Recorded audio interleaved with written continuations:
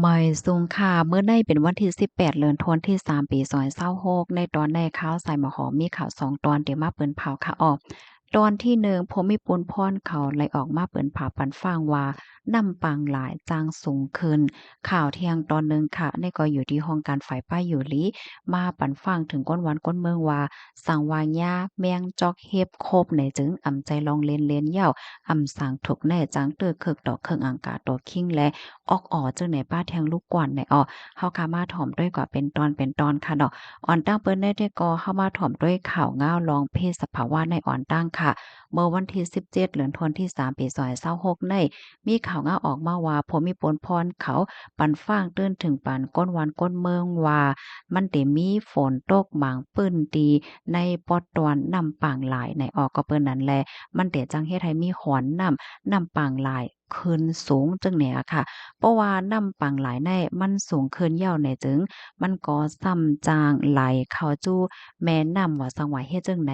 น้ำในแม่น้ำก็จางสูงขึ้นไลเหมือนกันค่ะเพราะว่าน้ำเฮ็ดจั่งใดย่อมใจค่ะอำสางทกมันก็ซ้ำจางไหลเข้าท่วมหมู่บ้านคิมฮ้อมอันอยู่คิมจำฝั่งแม่น้ำเหมือนจังหนังแม่น้ำเจ้าพระยาแม่น้ำกรองและดังแม่น้ำท่าจีนในวันที่21ต่อถึง23เดือนธันวาคม ปี2026ในออเลอเซนั่นเซนตาสายตั้งดีเซนต้าสุขุมวิทว่าเส้นตั้งสุขสวัสดิ์และเส้นตั้งพระราม2เจอในก่อจังไรรับพรตุ่มยอนเหมือนกันในออเลอเซนั่นก็ตั้งฝ่ายภูมิพลพรเขาปักดาไปด้วยป้านำเจียมอันดีเดไหลเข้าจู้เปิ้นที่อยู่สร้างเศร้าก้นหวานก้นเมืองค่ะเนาะเปิ้นตีอันไว้นำก้นหวานก้นเมืองใจตื้อโฮมป้าถึงอันเอามาใจตื้อในตอนของการฝึกซ้อม ไหลเจ้าในในอ้อก็เปิ้นหนังดันแลจังไรป่องเลี้ยงปันให้พี่น้องก้นวันก้นเมืองเขาจังไรฮับโพเสียก็หางแฮนหับมือเปิดตาเอาโตเจ้าเก่ารอดเพหังไผหังมันอธิกาเปิงโหลมันได้แต่ก็ก้นเมืองอันอยู่เศร้าไหวตีในเจดอนสมุทรปราการเมืองเกาะกงเทพนนทบุรีปทุมธานีสมุทรสาครนครปฐมและสมุทรสงครามไหลเจ้าแน่ค่ะข้อมูลตอนในคาลิปมาที่ห้องการข่าวมติชนออกไว้ในออม เพราะว่าน้ำเจียมเนี่ยจึงบางเจ้อก็ถึงมีความถามว่ามันลูกดีไหลมาเนี่ยก็เป็นน้ำปังหลายนั่นยอค่ะน้ำปังหลายเนี่ยมันเป็นน้ำเจียมเฮ็ดจังได๋คะเนาะเมื่อเหลียวในภูมิพลพรเขาก็ปักดาไปด้วยก็ไม่ใจอยู่นั่นน่ะแหนะก็ว่ามันได้มาตื้อเคิกในตอนของการใจตื้อน้ำของก้นหวานก้นเมืองเฮ็ดจังได๋คะอ้อพี่น้องแห่งการยานเมืองเฮาคาจื้ออันอยู่ในเจตวนอันว่ามาจักนั้นเนี่ยก็ย้อนให้ฟังสติกันหั้งไผหั้งมันค่ะเนาะ เข้าใจเอาโคของเสื้อผ้าซื้อโคอธิกาเปิงหลงมันได้ได้ก็เพิ่นลิกเพิ่นลายวัดไว้อันลำลองอันลองใหญ่ปรับคำเมืองแหละเจ้าแหน่เนาะเข้าใจเอาว่างไว้ตีสูงๆค่ะนะบางปองแน่นำมาไหนเฮาหัวมันได้มากกะหือค่ะเนาะเพราะว่ามันกึ่งกลางมามันกึ่งกลางทมสูงในพี่น้องค่ะซ้ำตึกเหตุการณ์อยู่ที่ในเสียงในล้านอำตันมายกอำตันมาค่ายโคของเคินสูงในเพราะว่ามันยานำทมกว่า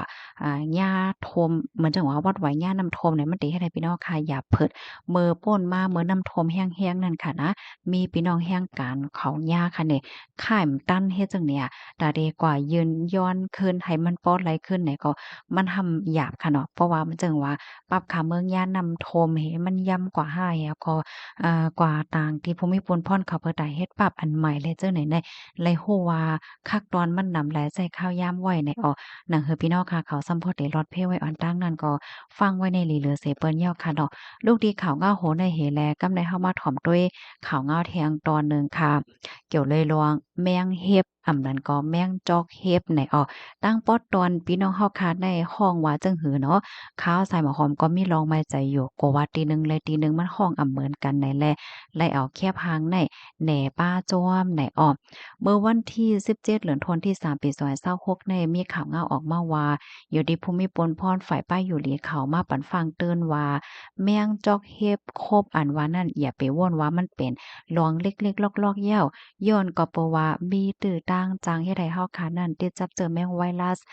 SFTS นะคะอ๋อสังว่าติดจับเจอแมงต่างเป็นอันในเหย้าเนี่ยจึง ก้นกำปั้นนำในเตมีลมหนาวเจ็บจอมเด้อจอมโตเครื่องอังกาโตคิงเฮาคาอำเหตุการณ์มันเตจังตึกคึกถึงป้าออกอ๋อเฮ็ดให้ออกอ๋อเฮาคานั่นเจ็บเยียนเฮ็ดจังได๋ป้าแทงลูกกวานคาสังว่าเป็นฮาวแห้งเสอำเลยรับรองยศหยาหนังคึดดั้นข้าวยามเลยจึงจางรู้สิ่งสายใจลายเนี่ยค่ะอ้อก้อยกะว่าก้นกูก็อัญญาแม่งเฮ็บแม่งจอกเฮ็บโคบยาเสเดเป็นจังได๋แท้ก็อำจื้อหนังเก๋านั่นน่ะเนาะ มันก็ในยาโคบเหี่ยวก็อำหึงสังมันก็หายหั่งก้อยเนี่ยค่ะเนาะก้นที่อันยาโคบเหี่ยวก็เป็นถึงขั้นหาวแห้งแต่เพราะว่ามาด้วยพัดเพ่งโหปากมันได้ก็อยู่ดี5ถึง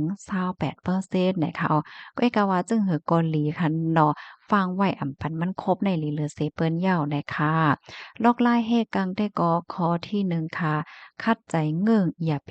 กว่ายิบแมงจอกเฮ็บในหันนะ ซอนเจอหนังว่าอำยาหลอดไล่ตื้นว่าเตไล่ยิบอะมันมาครบเฮาอำนั้นก็มาครบติแมวเฮาห้าหมาเฮาห้าเพราะว่าในจึงไหนให้พี่น้องเฮาค่ะนั้นใส่ถุงมือพลาสติกถุงมือยางหังเฮ็ดจังไดนะอำนั้นก็เอากิ้มเนี่ยมาหยิบเอานะคะอย่าไปเอามือโยๆเฮาคันได้เสียก็กว่าเย็บล่าๆค่ะย้อนว่ามันติเฮ็ดให้เฮาค่ะนั้นจับเจอแมงไวรัสมันไล่เนี่ยค่ะ แทงตอนหนึ่งเนี่ยก็ให้ล่มลาดด้วยถึงโตซาดโตเจ้าก็หั่งไผมันเนาะอำว่าที่เป็นน้องหมาน้องแมวเนี่ยย้อนก็เพราะว่าแมงจอกเห็บเนี่ยมันแกมาอยู่จ้อมน้องหมาน้องแมวค่ะเนาะโลยหมาแมวบางโตเนี่ยมีแมงจอกเห็บไว้เป็นหลายโตตั้งนำจังเนี่ยนะ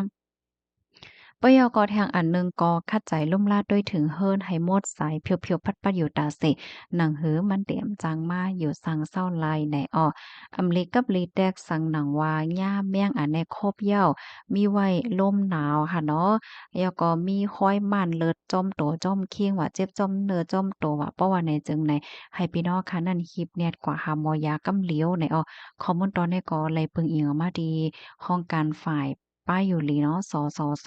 เตรียมต่างไว้น่ะค่ะเพราะว่ารัฐเกี่ยวเลยลองแม่งเฮ็บแม่งจอกเฮ็บเนี่ยจึงพี่น้องค่ะหันเถินจึงหือพองค่ะมังก็อันที่ใกล้เลนน้องหมาน้องแมวเนี่ยได้ก็ได้ใกล้หันอยู่ค่ะเนาะก็ให้แลสติกันเลอเซนั่นก็แค่ย้อนปันฟ้างพี่น้องค่ะหมอกลัดในบันโลอ่อนลูกล่างตัวเจ้าก็ไผมันเสียกำดอกหลวนมันก็ได้เจอก่อยยิบเลนให้ไหนค่ะนะอำสังถกจังติดจับเจอแม่งไรเนี่ยยินจมผู้ก็ที่รับถองปันแห้งค่ะบ่ให้สงค่ะ